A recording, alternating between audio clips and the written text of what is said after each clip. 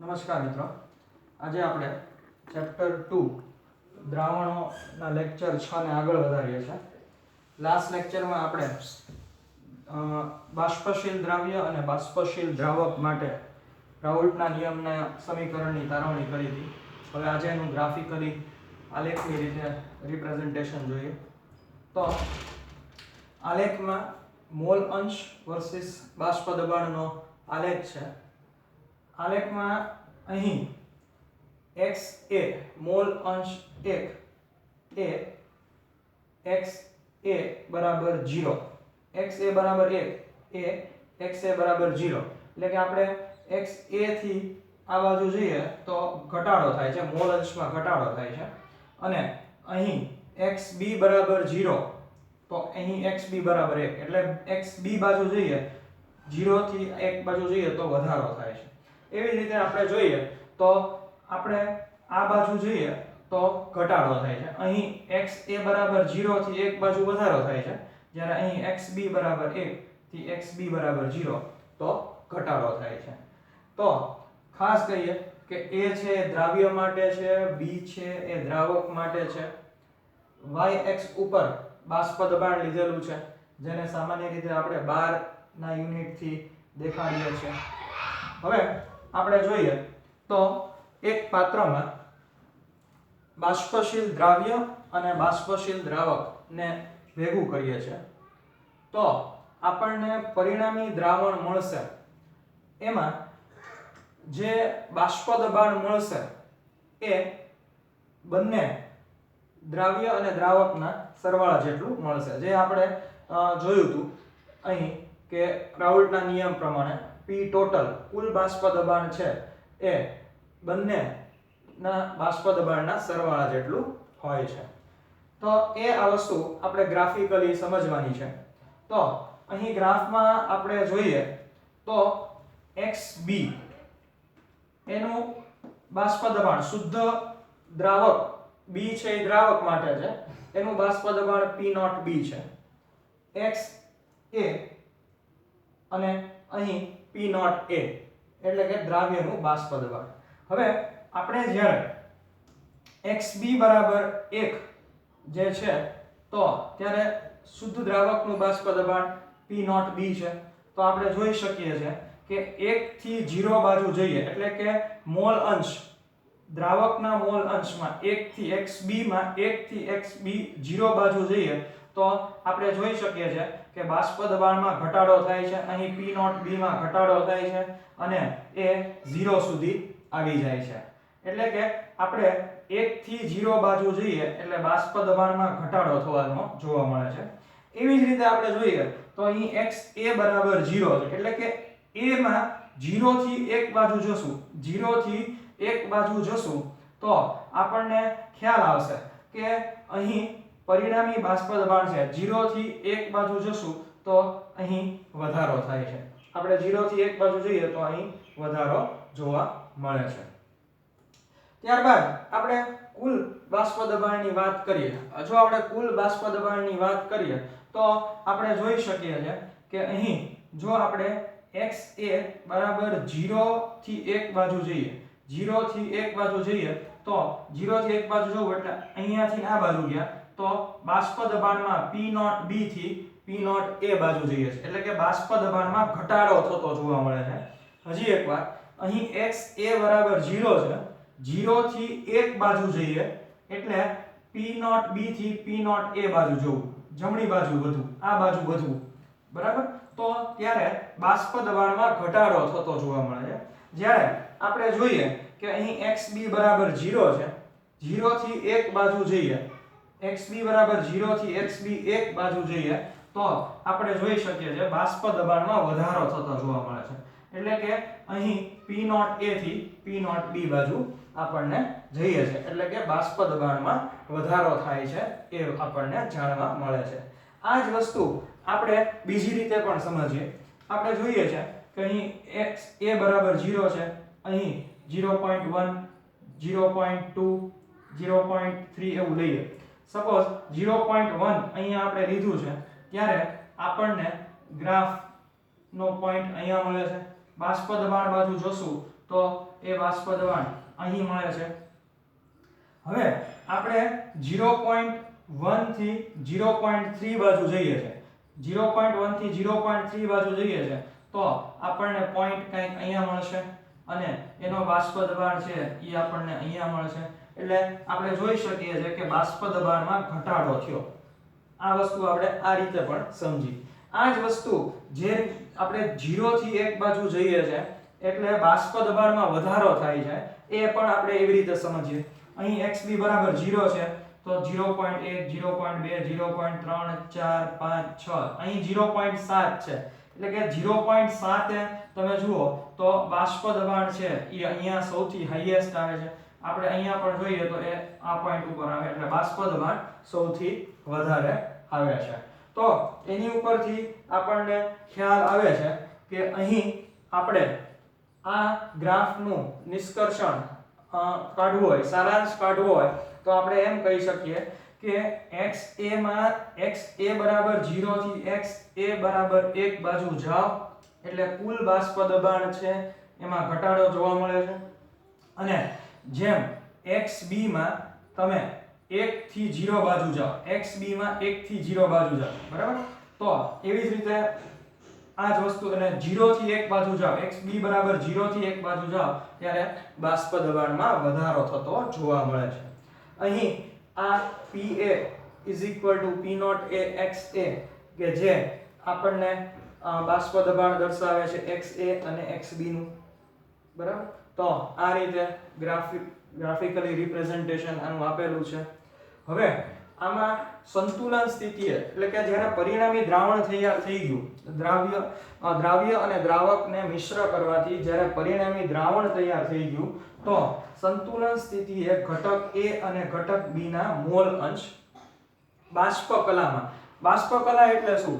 તો કે જ્યારે દ્રાવણ તૈયાર થાય એટલે કે દ્રાવણની સપાટી ઉપરની જે બાષ્પ હોય એનું મોલ અંશ, એને જે સપાટી હોય એની ઉપરની જે બાષ્પ હોય એને બાષ્પ કલા કહેવાય.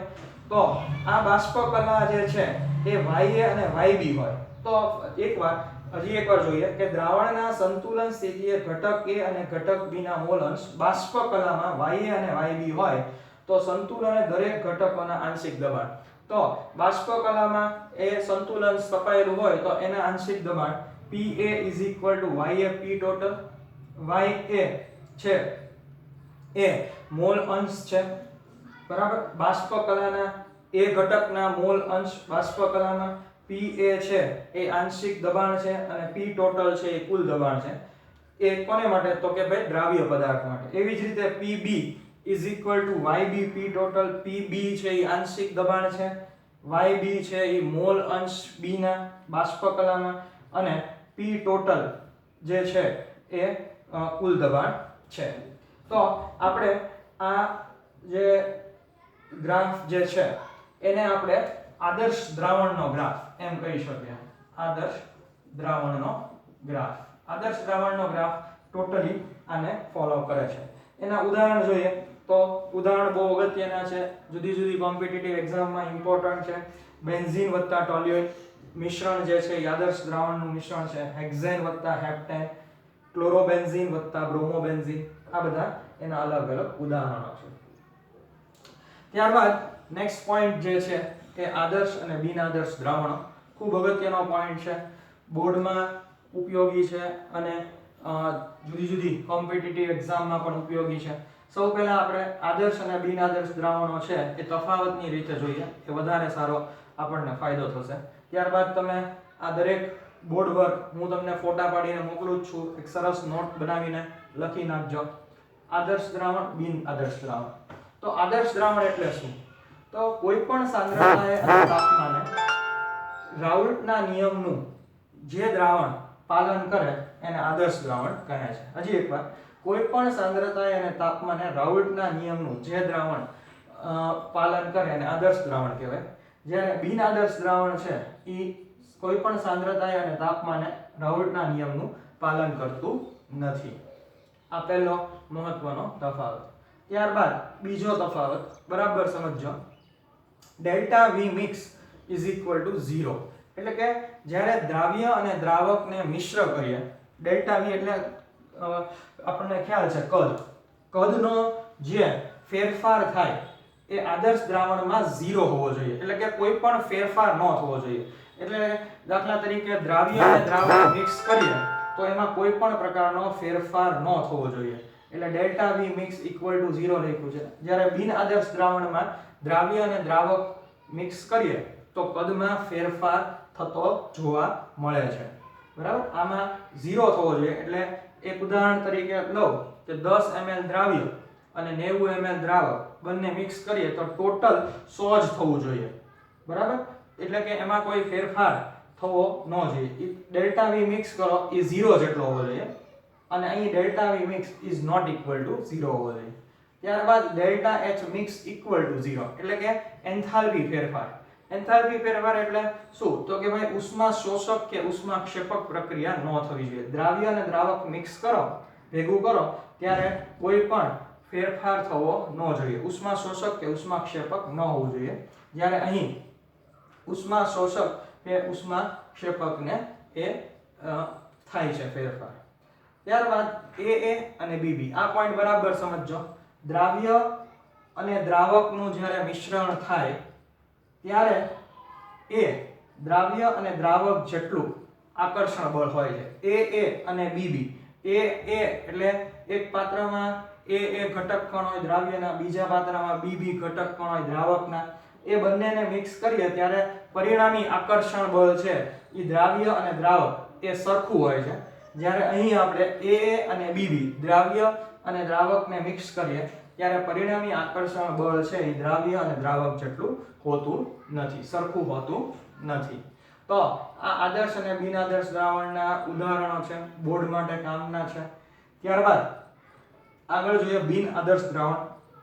આ બિન આદર્શ દ્રાવણના ગ્રાફ છે. મિત્રો ખાસ ધ્યાન રાખો, આ આદર્શ દ્રાવણનો ગ્રાફ છે. આપણને એક ક્વેશ્ચન થાય આદર્શ દ્રાવણમાં એક જ ગ્રાફ અને બિન આદર્શ દ્રાવણમાં શું કામ બે ગ્રાફ? તો ખાસ ધ્યાન રાખો મિત્રો, બિન આદર્શ દ્રાવણ ધન વિચલન અને ઋણ વિચલન દર્શાવે છે. વિચલન એટલે શું? એટલે કે તમે જોઈ શકો છો કે અહીં આ જે રેખા છે એની ઉપર એક વક્ર જોવા મળે છે. આ ઉપર દરેક રેખામાં ઉપર વક્ર જોવા મળે છે, એટલે એ ધન વિચલન દર્શાવે છે. તમે જોઈ શકો છો અહીં કોઈ પણ જે છે એ રેખા ઉપર જ જોવા મળતું, માટે એને આદર્શ દ્રાવણનો ગ્રાફ કીધો છે. જ્યારે આ બંને બિન આદર્શ દ્રાવણોના ગ્રાફ છે. અહીં પણ તમે જોઈ શકો છો કે આ જે ટોટલ કુલ દબાણ છે એમાં વક્ર છે એ નીચે આવે છે, ત્રણેય લાઈનમાં વક્ર છે એ નીચે આવે છે, એટલે એ ઋણ વિચલન દર્શાવે છે. હજી એકવાર, અહીં જે સ્ટ્રેટ લાઈન કુલ દબાણની જે રેખા છે એમાં વક્ર ઉપરની બાજુ આવે છે ત્રણેય રેખામાં, એટલે એ ધન વિચલન દર્શાવે છે. અહીં વક્ર છે એ ઋણ એટલે કે નીચેની બાજુ આવે છે, એટલે કે એ ઋણ વિચલન દર્શાવે છે. બિન આદર્શ દ્રાવણો છે એ આ બંને ગ્રાફ દેખાડે છે, ધન વિચલન અને ઋણ વિચલન દર્શાવે છે. જોઈએ કેવી રીતે ધન વિચલન અને ઋણ વિચલન વચ્ચે તફાવત છે. તો અહીં ધન વિચલન છે એ રાઉલ્ટના નિયમનું પાલન ન કરે. ખાસ યાદ રાખો, બિન આદર્શ દ્રાવણો આપણે પહેલા જ કીધું એ રાઉલ્ટના નિયમનું પાલન નહીં કરે. બંને ધન વિચલન અને ઋણ વિચલન રાઉલ્ટના નિયમનું પાલન નહીં કરે. પહેલો પોઈન્ટ. બીજો પોઈન્ટ ધન વિચલન, એમાં ડેલ્ટા એચ ગ્રેટર ધેન 0. આપણે વાત થઈ હતી, જે કઈ વાત છે અત્યારે આપણે આની જોવાની છે. ડેલ્ટા એચ મિક્સ કરીએ ત્યારે નોટ ઇક્વલ ટુ 0, એટલે કે તમે જુઓ કે આંતરિક એટલે કે એન્થાલ્પી ફેરફાર છે એ ઉષ્મા શોષક હશે. ગ્રેટર ધેન 0 એટલે કે ઉષ્મા શોષક હશે ધન વિચલનમાં. જ્યારે ઋણ વિચલનમાં આપણે જોશું તો એન્થાલ્પી ફેરફાર છે એ ઉષ્મા ક્ષેપક હશે, એટલે કે પરિણામી દ્રાવણ જે તૈયાર થશે એ ગરમ થઈ જશે, અહીંયા ઠંડુ બનશે. ત્યારબાદ ત્રીજો પોઈન્ટ જોઈએ, કદમાં ફેરફાર. તો આપણે જોઈ શકીએ કે અહીં ડેલ્ટા V જે કદમાં થતો ફેરફાર છે એ વધારે છે, ગ્રેટર ધેન 0. એ દ્રાવ્ય અને દ્રાવક ભેગું થાય ત્યારે કદમાં જે ફેરફાર થાય એ વધારે થાય, એટલે કે પરિણામી કુલ કદ V કુલ કદ છે એ દ્રાવ્ય અને દ્રાવકના કદ કરતાં વધારે હોય છે.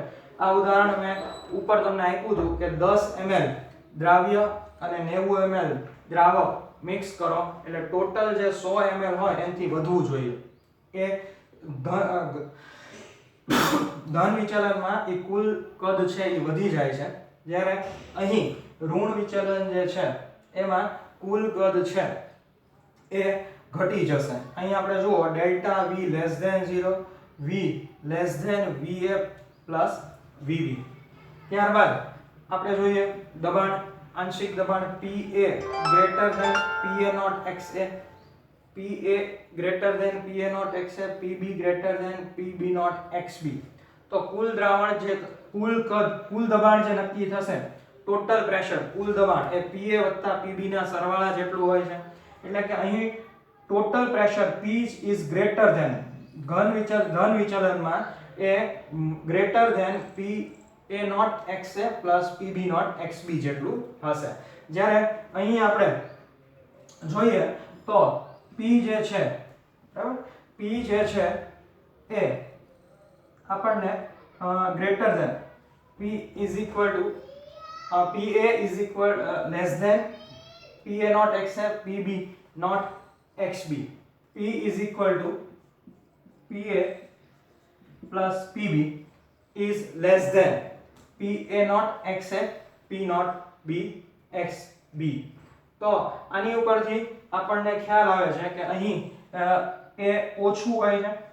ત્યારબાદ નેક્સ્ટ જે પોઈન્ટ છે એ દ્રાવ્ય અને દ્રાવક વચ્ચેનો છે, દ્રાવ્ય અને દ્રાવક વચ્ચે. તો અહીં AB દ્રાવ્ય અને દ્રાવકની આંતરક્રિયા ઇટ ઇઝ લેસ ધેન એ ઓછી હોય છે. એમની બંને વચ્ચેનું આકર્ષણ બળ ઓછું હોય છે. કોની કરતા? તો કે ભાઈ દ્રાવ્ય અને દ્રાવક કરતા. જ્યારે અહીં આપણે જોઈએ તો દ્રાવ્ય અને દ્રાવકનું આકર્ષણ વધારે હોય છે. કોની કરતા? તો કે ભાઈ દ્રાવ્ય અને દ્રાવક કરતા. ઉદાહરણ જોઈએ ઘન વિચલન અને ધન વિચલન અને ઋણ વિચલનના ઉદાહરણ જોઈએ તો ઉદાહરણમાં એસીટોન અને ઇથેનોલ ઉદાહરણ ખાસ ઇમ્પોર્ટન્ટ છે. MCQ માં ખૂબ પૂછે છે. કોણ ધન વિચલન દર્શાવે, કોણ ઋણ વિચલન દર્શાવે. એસીટોન ઇથેનોલ છે એ ધન વિચલન દર્શાવે છે. એસીટોન કાર્બન ડાઇસલ્ફાઇડ પાણી વત્તા એસીટોન આ બધા ધન વિચલનના ઉદાહરણો છે. જ્યારે ઋણ વિચલનમાં આપણે ઉદાહરણ જોઈએ તો એસીટોન અને એનિલીન, એસીટોન વત્તા એનિલીન, એસીટોન વત્તા ક્લોરોફોર્મ, પાણી વત્તા HCl, ક્લોરોફોર્મ વત્તા બેન્ઝીન. તો આ ધન વિચલન અને ઋણ વિચલન છે. તો આ બંને વચ્ચે તફાવત આપ્યા છે. તમે આવી જ રીતે તૈયાર કરજો અને MCQ તૈયાર કરજો. આ બોર્ડ વર્ક છે એ આપણે મેં તમને પહેલા પણ કીધેલું છે. Date wise lecture wise board વર્કની નોટ બનાવવાની છે અને એનો આપણે અભ્યાસ કરવાનો છે. તો આજે આપણે અહીં સુધી રાખીએ. આવતા વખતે આગળ જશું.